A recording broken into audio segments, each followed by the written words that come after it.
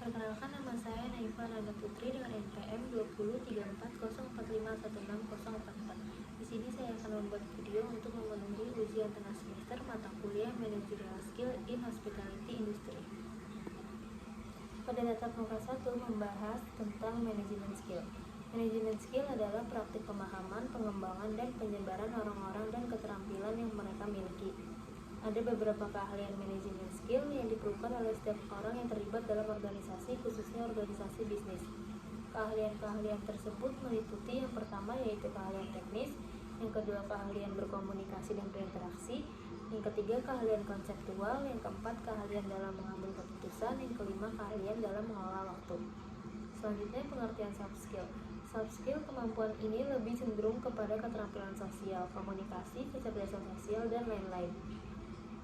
Keahlian ini menunjukkan bagaimana seseorang dapat berinteraksi dan bersosialisasi dengan orang lain dalam dunia kerja. Berikut contoh soft skill. Yang pertama yaitu komunikasi, yang kedua problem solving, yang ketiga kepemimpinan, yang keempat adaptasi, yang kelima etika kerja. Selanjutnya tatap muka 2, pengertian konsep diri. Konsep diri adalah sebuah istilah dalam psikologi yang merujuk pada bagaimana seseorang memandang, memikirkan, dan mengevaluasi dirinya sendiri. Pengertian konsep diri adalah cara pandang dan sikap seseorang terhadap dirinya sendiri. Konsep diri sangat erat hubungannya dengan dimensi fisik, karakter individu, dan motivasi diri. Berikut komponen dari konsep diri. Yang pertama yaitu citra tubuh, yang kedua ideal diri, yang ketiga harga diri, yang keempat peran diri. Konsep ini terdiri dari dua jenis yaitu konsep diri positif dan konsep diri negatif. Berikut faktor yang mempengaruhi konsep diri. Yang pertama yaitu kegagalan, yang kedua depresi, yang ketiga overthinking. Selanjutnya tatap muka 2, pengertian potensi.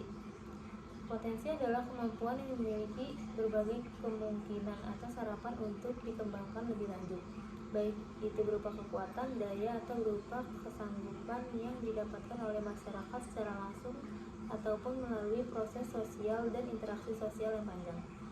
Ada beberapa jenis potensi diantaranya. Yang pertama yaitu kemampuan dasar, yang kedua etos kerja, yang ketiga kepribadian.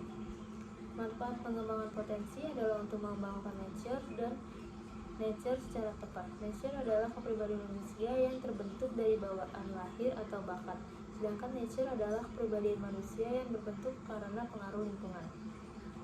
Selanjutnya tatap muka 4, pengertian manajemen waktu. Manajemen waktu adalah proses perencanaan dan pengendalian secara sadar terhadap waktu yang dihabiskan untuk kegiatan tertentu, terutama untuk meningkatkan efektivitas, efisien, dan produktivitas.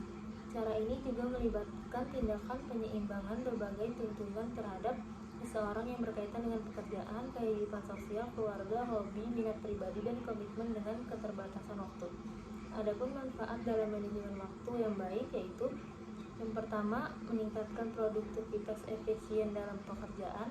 Yang kedua, meningkatkan kepuasan pekerjaan dan peningkatan peluang. Yang ketiga, mengurangi kadar stres dan tekanan. Yang keempat, mencapai target dan tujuan. Selanjutnya tatap muka 5, pengertian manajemen diri. Manajemen diri adalah dimana setelah seseorang menetapkan tujuan hidup bagi dirinya, dia harus mengatur dan mengelola dirinya sebaik-baiknya untuk membawanya ke arah tercapainya tujuan hidup, dan itu juga segenap kegiatan dan langkah mengatur dan mengelola dirinya. Selanjutnya pengertian manajemen stres. Manajemen stres adalah suatu program untuk melakukan pengontrolan atau pengaturan stres di mana bertujuan untuk mengenal penyebab stres dan mengetahui teknik-teknik pengelola stres, sehingga orang lebih baik dalam menguasai stres dalam kehidupan daripada dihimpit oleh stres itu sendiri. Tatap muka 6, pengertian sifat kepemimpinan. Beberapa orang memiliki sikap dan sifat pribadi yang berbeda. Ada beberapa contoh sifat yang disukai oleh seorang pemimpin sebagai berikut. Yang pertama itu jujur, yang kedua disiplin, yang ketiga memandang, yang keempat memberi inspirasi.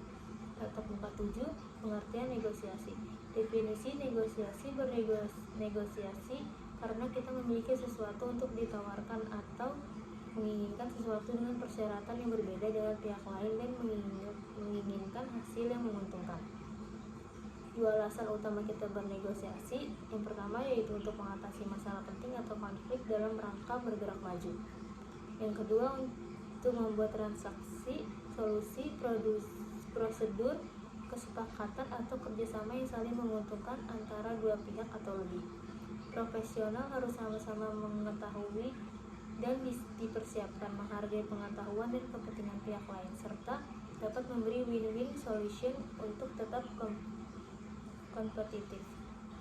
Adapun ciri-ciri seorang negosiator yang baik adalah yang pertama yaitu memiliki reputasi yang baik dengan niat baik, yang kedua santun, percaya pada orang lain dan dapat dipercaya, yang ketiga percaya diri dan positif, yang keempat melakukan persiapan dengan baik, yang kelima komunikator yang efektif, yang ketujuh mampu berinteraksi dengan baik, yang kedelapan berpikir terbuka, yang 9 kreatif, dan yang terakhir 10 berani mengambil resiko.